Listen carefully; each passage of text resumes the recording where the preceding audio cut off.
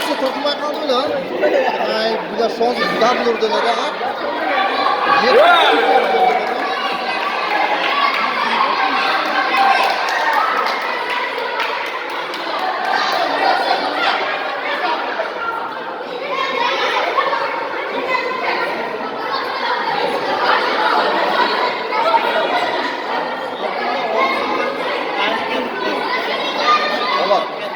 Onların da sokaklara sağlı cennetlere. Cennet